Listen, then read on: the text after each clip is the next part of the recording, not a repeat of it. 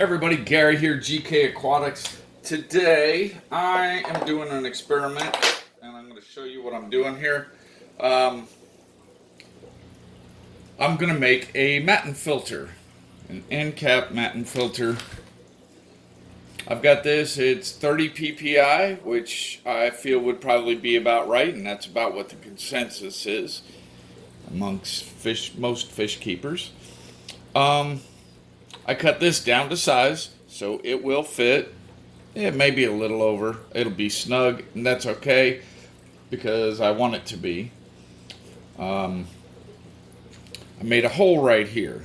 That was really a lot easier. I started by cutting, trying to use a razor knife to cut it. Let me show you what I wound up doing. If you just push your finger through there, you can just pull out pieces, and that makes a small hole.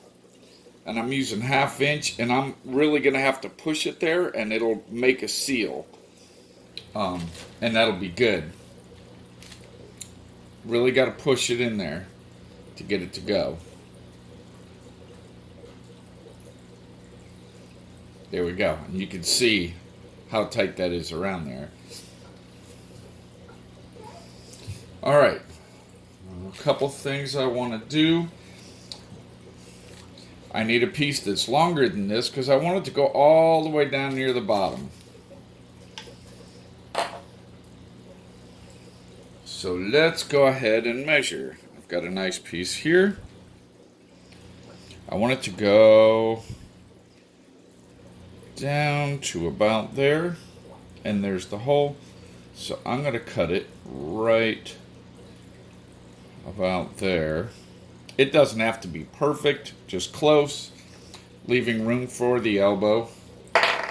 Now, that being said, if you don't have one of these, I think it was like $15, man, and you're using a hacksaw, forget it. That's what I used to do. I bought one of these. Watch this. This at Lowe's, I think it was like $15.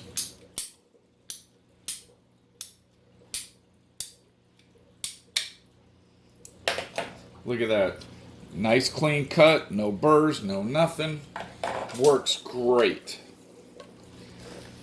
Now, I have that right about where I want it. Might be a little long, but that's alright. You know what? I can cut that off.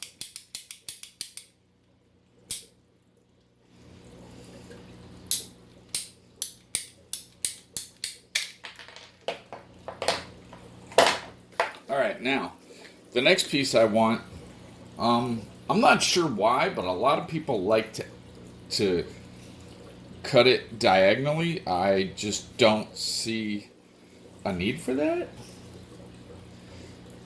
Might sound silly, but why? Alright, so I put it through there, giving me enough room for this elbow. Go ahead and tighten that on there. And you can see, alright, here we go. I want to try to get it right up against there. Now what I'll do is I'll come over to this side, and I'll just cut off.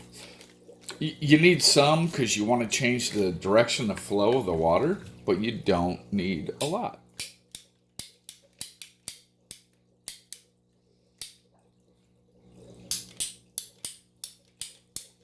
I think this thing can cut like up to 1.5 inches or something like that. It's really awesome. And it latches for safety so the blade is closed. And there we go, we have it. Now, I just did a water change on these tanks, and I left this water level low because I know there is air in this.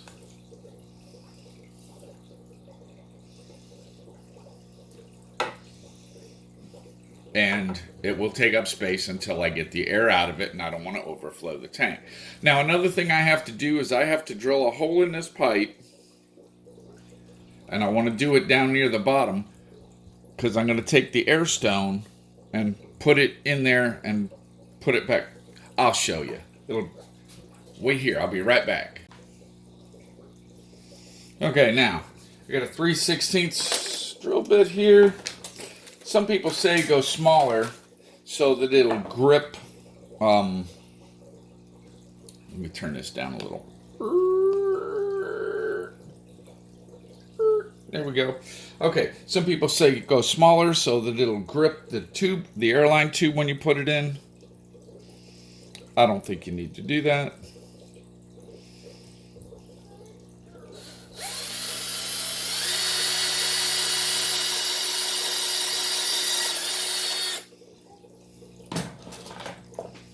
All right, now we'll test it. It needs to actually be bigger. Okay, I believe I have 7:30 seconds here.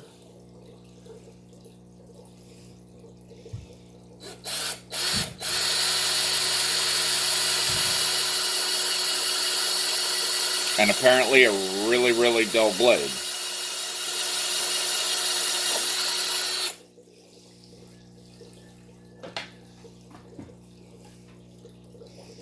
Okay, that'll work.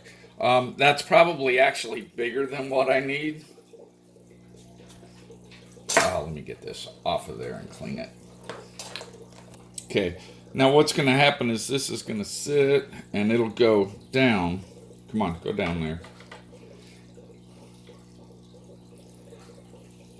And I'll have it poke out the bottom, then I'll put the air stone on it and put it back on. That was just a test piece. Now we go with the real thing.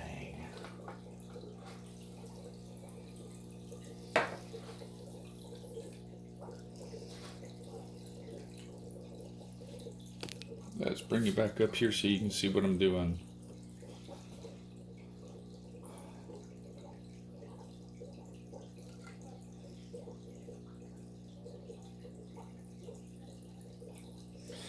This is a Never Clog air stone from the Coop Aquarium Co-op. I have it cranked down kind of pretty much so that it'll make smaller bubbles. Smaller, more uniform bubbles give you a better stream. Then you want to pull this back to where the air stone is completely inside the tube. Now I'll show you what it do. It's blowing bubbles.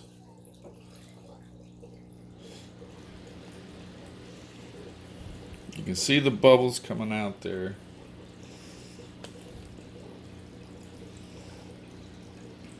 The water level will go up when I put that in there. Now I can change. I have a gang valve set up. I have the air turned down pretty low. So I can change that. Now, go ahead, put this on to this. Gonna move that. All right, now when I put this in, one thing I really want to do is make sure that I don't get any fish caught behind it.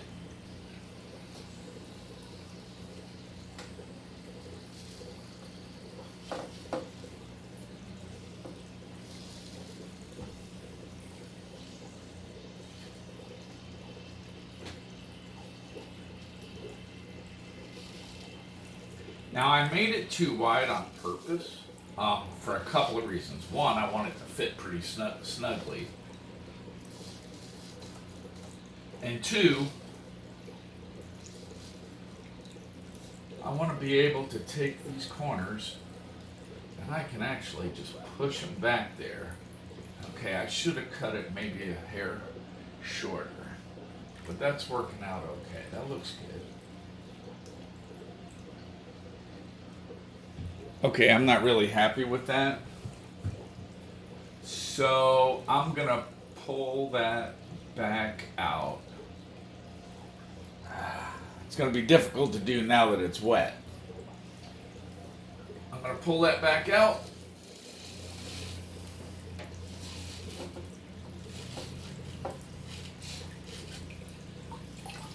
Now I'm also noticing that the water level did not rise near as far as I thought it would.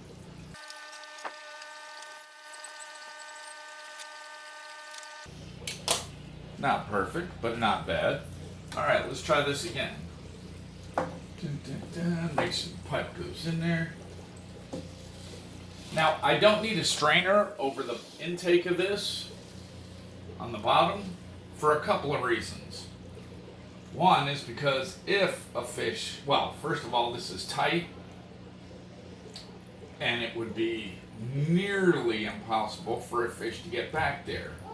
Fish or shrimp or anything to get back there. Nearly. But if they did and they got sucked up, it's only air. So it's just going to push them right back out the front. All right, let me go get some more water, top this off. I'll be right back. Okay, special bucket. Never had anything in it but fish water. No soap, no dyes, nothing. And we'll go ahead, fill this up. I'm sorry you can't see this. Let's turn the air up on it. There we go. Okay, I think I see what happened there. Well, it's working pretty good. One thing I learned is I don't need to put it up this high. And also, the bottom of it, the top of it is not able to go back as far because of the elbow on the PVC. So it's trapping air there and then coming out all at once. I don't like that.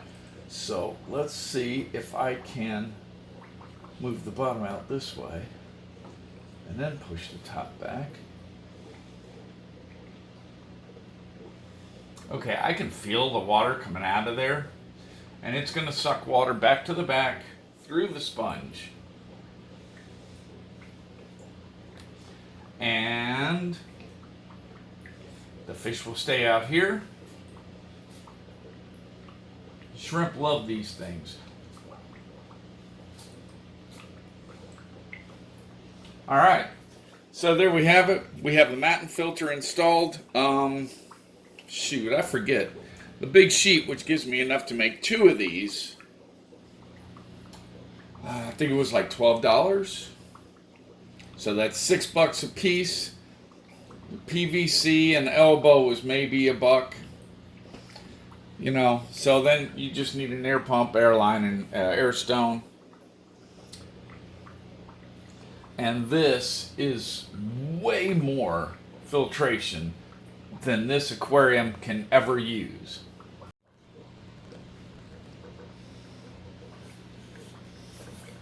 Okay, here we go. That's what it looks like on the inside. Let me get you off the stand here. Get a better look. Yeah, you can see the bubbles coming out. Yeah, I just did a water change. Everything's all stirred up.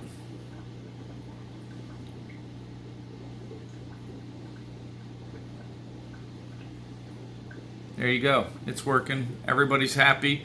Now, I get this other filter on here. That's the one that has the bacteria on it. This new one has no bacteria. So I'm going to leave it in there for probably a month until that matten filter gets good and seated. Then I'll take it out. I only got 4 guppies in there right now. I'll leave the Amazon link in the description below for where I got the filter material. And remember to like, share, subscribe, and we'll see y'all next week.